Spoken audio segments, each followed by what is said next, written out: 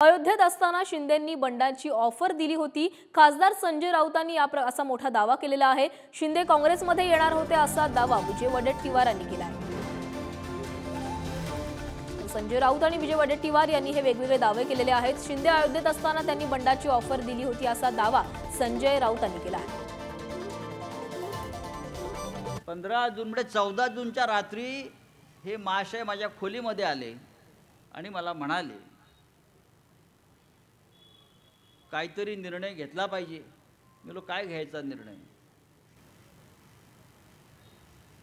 हे काय आमचं वय तुरुंगात जायचं नाही म्हणाले। मी बोललो तुम्हाला तुरुंगात जायला मला भीती वाटते, आता काय मी तुरुंगात जाऊ शकत नाही। हे अयोध्येत रामाच्या साक्षीनं ज्या रामाच्या प्राणप्रतिष्ठेला पोचले होते नरेंद्र मोदी बरोबर, त्या अयोध्येत हा संवाद त्यांचा आणि माझा आहे। काहीतरी करा। म्हटलं काय करायचं? आपण मोदी बरोबर जायला पाहिजे। म्हटलं तुम्हाला तुरुंगात कोण आणि का पाठवते? तुम्ही असं काय क्रांतिकारक काम केलंय? माझ्या मागे ईडी आणि सीबीआय लागलाय। म्हणजे ईडी सीबीआय असं उगाच लागत नाही कोणाच्या मागे। ईडी सीबीआय माझ्याही मागे लागले, पण त्यांना मला सोडावं लागलं शेवटी। याला जास्त आतमध्ये डांबलं ते भिंती फोडून बाहेर येईल। तुम्हाला कशाला कोण पकडते? म्हटलं नाही ना, आपल्याला निर्णय घ्यावा लागेल। मी काय तुरुंगात? म्हणजे हे महाशय घाबरून पळून गेले।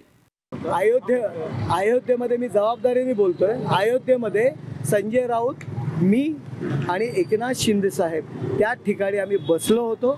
मला संजय राऊत यांनी सांगितलं आपण सर्व मिळून बंड करू, मी तुमच्या सोबत आहे। हे संजय राऊतांचं वाक्य आहे। ती चर्चा त्यावेळेस झालेली होती असं मला वरिष्ठांनी सांगितलं होतं, कारण मी नुकताच 2005 मध्ये काँग्रेस पक्षात प्रवेश केलेला होता आणि त्यावेळेसची चर्चा आणि कुजबूज होती की एकनाथ शिंदे पक्षामध्ये प्रवेश करतील अशी चर्चा त्या वरिष्ठांमध्ये आणि काँग्रेसच्या वर्तुळामध्ये त्यावेळेस होती। 2000 मला वाटतं 13ला आमदार असताना तेव्हा सुद्धा काँग्रेसमध्ये चालला होता। तुम्ही कुठल्या पक्षाची तरी प्रामाणिकपणे राहिलात का?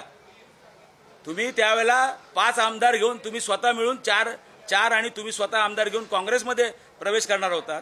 हा तुमच्या बरोबरचे ज्यावेळेला प्रवेश करायचा होता तेव्हा 4 आमदार त्यावेळेला हे झाले की काँग्रेसच्या तिकीटावर आम्ही कसं का निवडून येणार, आणि त्यावेळेला ते बॅक झाल्यानंतर तुमचं हे बंड फसलं। हे तुमचं आजचं नाही, हे प्रत्येक वेळेला पक्षाची तुम्ही काय पक्ष वाढायला हो?